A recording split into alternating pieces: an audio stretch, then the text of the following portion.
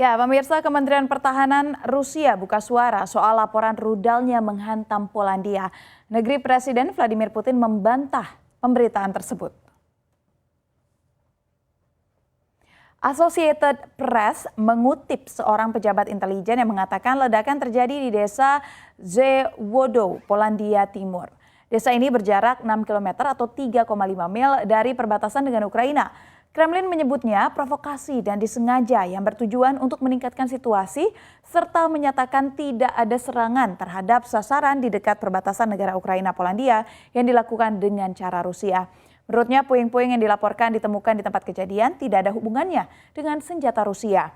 Sebelumnya rudal buatan Rusia tanda kutip dilaporkan menghantam Polandia pada hari Selasa. 2 warga tewas dalam kejadian. Ini terjadi pasca Rusia melakukan pengetatan ataupun rentetan serangan ke kota-kota Ukraina kemarin. CNBC Internasional menuliskan sedikitnya 85 rudal yang ditembakkan oleh Rusia. Perlu diketahui pemirsa bahwa dalam perang Rusia dan Ukraina, NATO sendiri menegaskan tak akan terlibat di dalamnya. Amerika Serikat, pemimpinnya juga menegaskan tak akan mengirim pasukan meski membantu persenjataan Ukraina.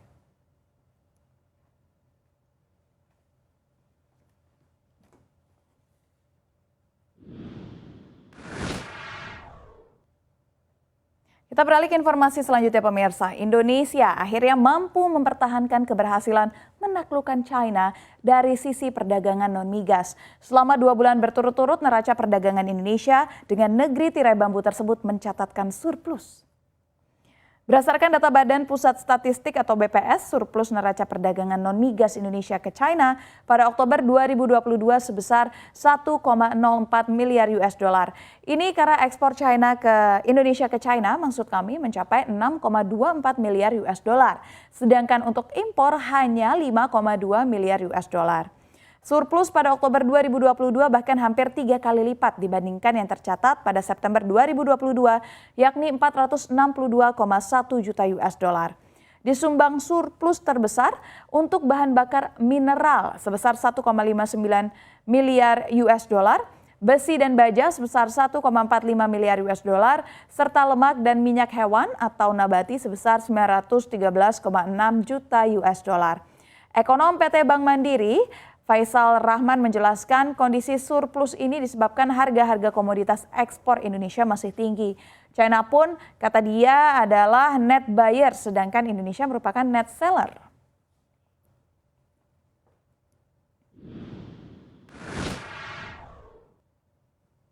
Ya, kita kembali lagi ke informasi seputar rudal yang jatuh di Polandia, pemirsa. Seorang pejabat Amerika Serikat mengatakan bahwa dalam temuan awal, rudal yang mendarat di wilayah Polandia pada Selasa diyakini adalah rudal yang ditembak oleh militer Ukraina. Dalam keterangannya yang dimuat sejumlah media barat, ABC mengutip Associated Press, rudal tersebut disebutkan ditembak Kiev guna menghalau tembakan rudal dari Rusia. Diketahui di hari itu ada 85 rudal yang diluncurkan Rusia ke wilayah Ukraina. Namun belum ada keterangan lebih lanjut terkait insiden ledakan rudal di negara NATO tetangga Ukraina tersebut.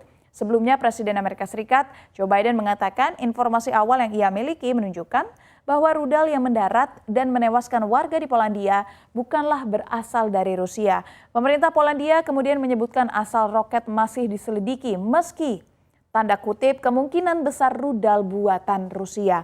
Pemerintah setempat juga sempat memanggil duta besar Rusia di Warsawa.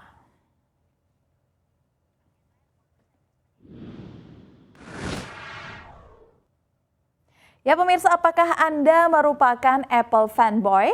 Apple mengumumkan banyak produk yang akan dirilis tahun ini. Namun para Apple fanboy harus siap-siap mengucapkan selamat tinggal pada beberapa produk lainnya. Pertama, Apple menghentikan iMac 27 inci. Produk tersebut merupakan model iMac terakhir dengan prosesor Intel. Dengan dihentikannya produksi iMac Pro tahun lalu, iMac 24 inci dengan chip M1 saat ini menjadi satu-satunya komputer desktop all-in-one yang dijual oleh Apple.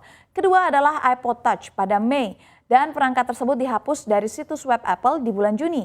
iOS 16 tidak kompatibel dengan model iPod Touch manapun, menandai berakhirnya kompatibilitas perangkat lunak untuk pemutar musik portable.